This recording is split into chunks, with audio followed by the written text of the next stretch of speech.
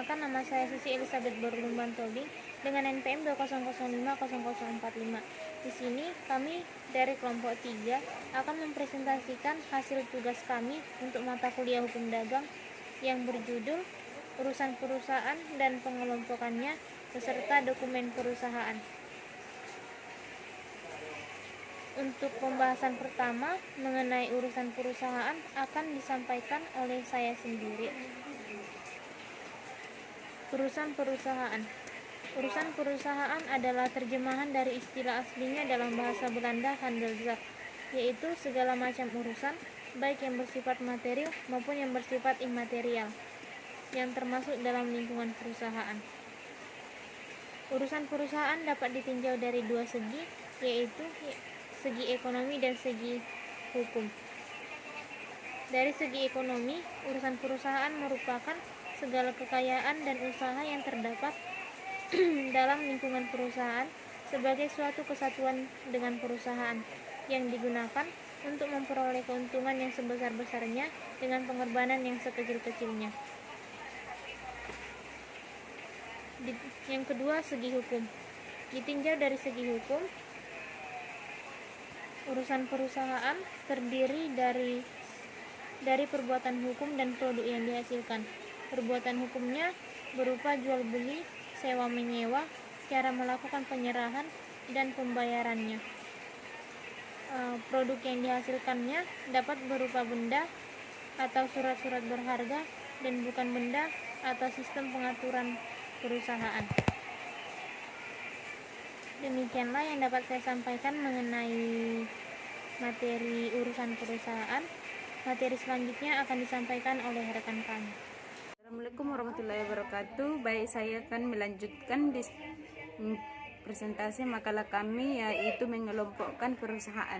Perusahaan adalah segala bentuk usaha yang menjalankan setiap jenis usaha yang bersifat tetap terus-menerus, berada dan didirikan di wilayah negara Indonesia dengan tujuan untuk memperoleh keuntungan atau laba. Perusahaan atau badan usaha terdiri dari perusahaan berbadan hukum dan tidak berbadan hukum.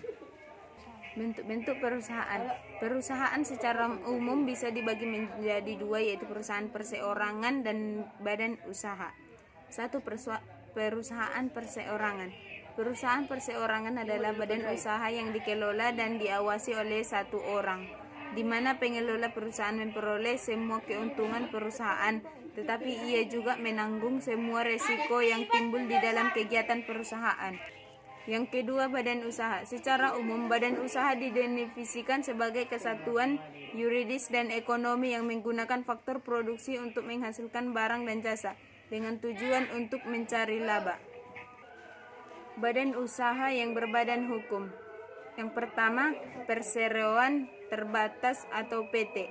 Perseroan terbatas atau PT adalah persekutuan yang mempunyai badan hukum untuk menjalankan perusahaan-perusahaan dengan model usaha yang terbagi atas saham-saham. Yang kedua, perusahaan jawatan atau persaj.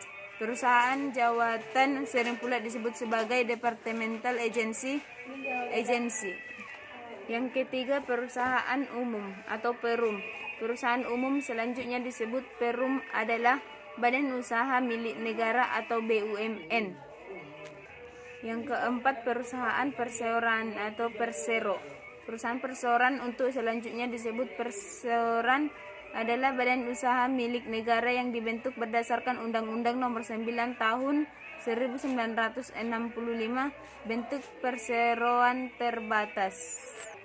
Yang kelima, koperasi. Koperasi menurut peraturan yang berlaku di Indonesia, yaitu peraturan Undang-Undang BO 25 Tahun 1992, merupakan badan usaha yang terdiri dari perorangan atau badan hukum koperasi dengan melandaskan kegiatan usahanya pada prinsip koperasi. Badan usaha non-hukum terdiri dari yang pertama, persekutuan perdata atau matskap.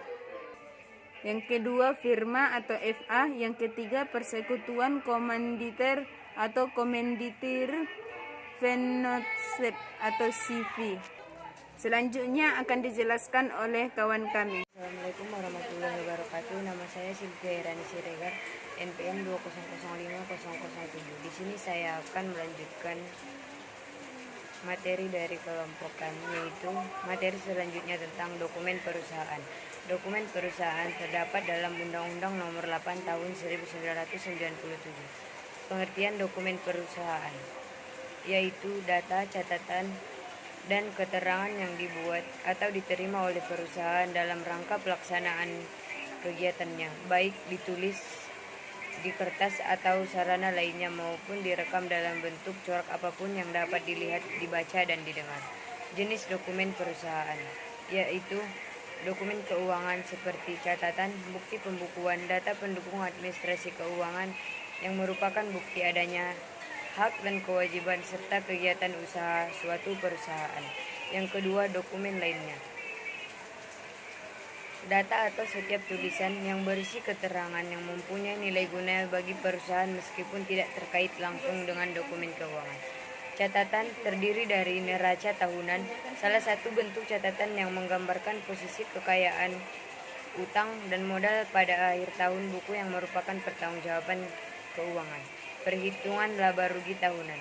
Rekening, salah satu bentuk catatan yang dibuat perusahaan untuk menampung transaksi yang sejenis yang digunakan sebagai dasar penyusunan laporan keuangan dan dapat juga disebut buku besar atau perkiraan. Jurnal transaksi harian. Salah satu bentuk catatan yang menggambarkan adanya transaksi yang dapat berupa buku harian atau catatan harian dan tulisan lainnya. Tulisan yang berisi hak dan kewajiban serta hal-hal yang berkaitan dengan kegiatan suatu usaha perusahaan. Mungkin cukup sekian dari saya. Assalamualaikum warahmatullahi wabarakatuh.